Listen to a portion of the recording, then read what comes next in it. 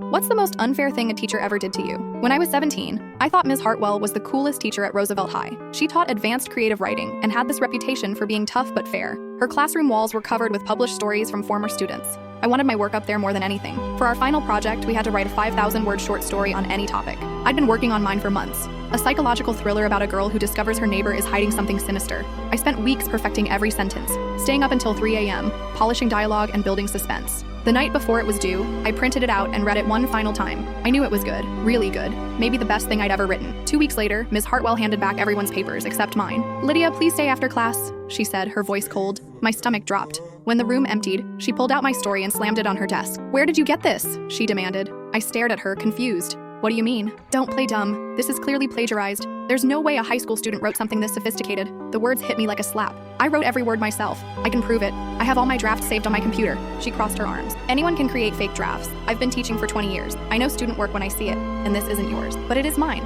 I worked on it for months. I'm giving you one chance to tell me the truth. Admit you copied this, and I'll only fail you for the assignment. Lie to me, and I'll recommend you for expulsion." My hands were shaking. "Ms. Hartwell, I swear on my life that I wrote this story. Please, just look at my other work. You'll see the writing style is consistent." She shook her head. "Your other work is mediocre at best. This is professional quality. Stop insulting my intelligence." That afternoon, I went home and gathered everything. My handwritten notes, multiple drafts with timestamps, even my browser history showing research I'd done for specific details. I brought it all to her the next morning. Ms. Hartwell barely glanced at the evidence. "This proves nothing. Anyone can fabricate documents." She reported me to the principal for academic dishonesty. Dr. Brennan called my parents for a meeting. I sat in his office while Ms. Hartwell explained how I'd submitted clearly plagiarized work and was now doubling down with fabricated evidence.